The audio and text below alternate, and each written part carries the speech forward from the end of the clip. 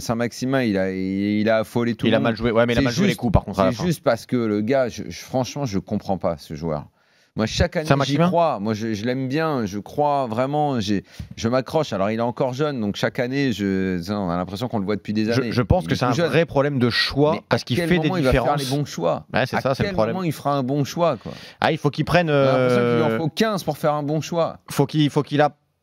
Comment je vais le dire pour le dire de façon positive, il faut qu'il apprenne à comprendre peut-être le football ou ce que demande le jeu, parce qu'il a physiquement des qualités au-dessus de la norme, il a techniquement dans la vitesse, dans la gestuelle, c'est au-dessus de la norme aussi, et par contre après il fait très souvent les mauvais choix de passe, quoi. De passe ou de jeu.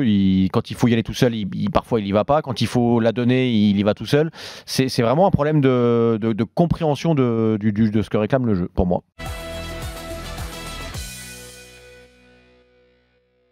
Son milieu de terrain n'a jamais réussi à peser sur un milieu de terrain marseillais qui était pourtant pas extraordinaire.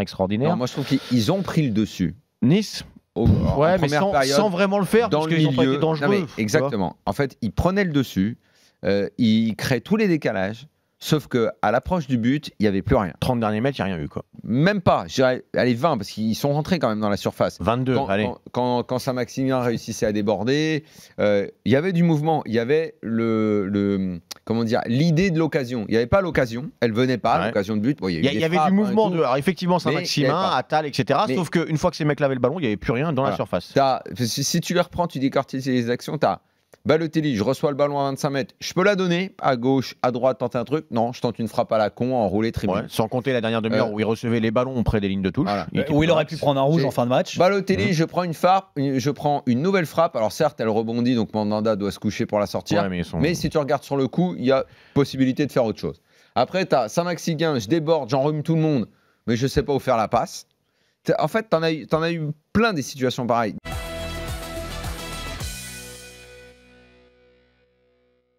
Bon, Hilton, c'est un peu sévère, on va dire que c'est le plus régulier des trois, quoi. Oui, parce qu'il a souvent été bon. C'est le gars qui a toujours été, qui a toujours offert un standard de performance. Mais tu vois, ça sent l'expérience, la solidité. Là, les trois derrière, là, t'as trois bonhommes, quoi, quand même. Et puis, Aguilar, c'est bon, hein. Ouais, mais ça, on le savait depuis l'année dernière. Hein. Le petit Bolivien, on en parle depuis un petit moment maintenant. C'était même bon avant d'être à Montpellier. Il y a une recrue. Alors, déjà, ils ont un très bon gardien. J'aurais peut-être dû commencer par là. Très bonne recrue.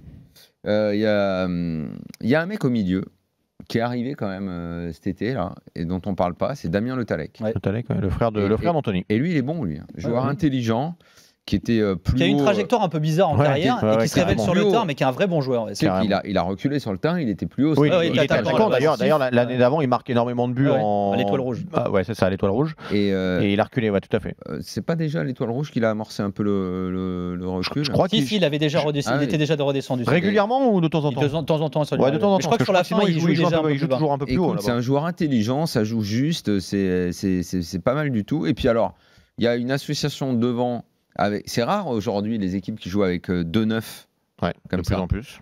Et là, tu as Delors qui sort pas quand même de super top saison, mais qui là semble en plein épanouissement. Tout va bien pour lui. C'est ce qu'il a déclaré après le match d'ailleurs. Il dit moi maintenant je joue pour une ville que j'adore, un club que j'aime, etc. Il a l'air épanoui effectivement. Alors que Delors, il était ces dernières saisons, c'était le gars qui confirmait pas les prémices d'espoir qu'on avait placées en lui au début. Sans parler de toutes les déboires à côté, quoi. Laborde, moi j'ai toujours trouvé que c'était un très bon joueur. Enfin très bon, un bon joueur de Ligue 1, de championnat, bon joueur qui a été traité très bizarrement à Bordeaux. J'ai jamais vraiment compris ce qu'on avait fait avec ce mec-là.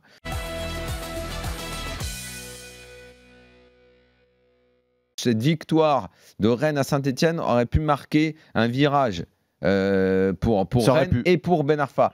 Mais parfois, le résultat, tu peux aussi le mettre de côté. Tu préfères le pénalty qu'il a marqué le jour où il a fait son premier match et puis le match qu'il a fait, l'apparition qu'il a fait. Tu peux aussi retenir, et Lamouchi avait raison de dire qu'il a beaucoup aimé le match de ses joueurs. Au-delà du résultat, t'as pas gagné, tu pouvais le gagner le match parce que je pense que Rennes peut le gagner. T'as Ben Sebaini aussi qui a une tête, je sais même pas comment il peut la mettre à côté. Rennes peut le gagner, Saint-Etienne peut le gagner aussi. Sur la deuxième période, non.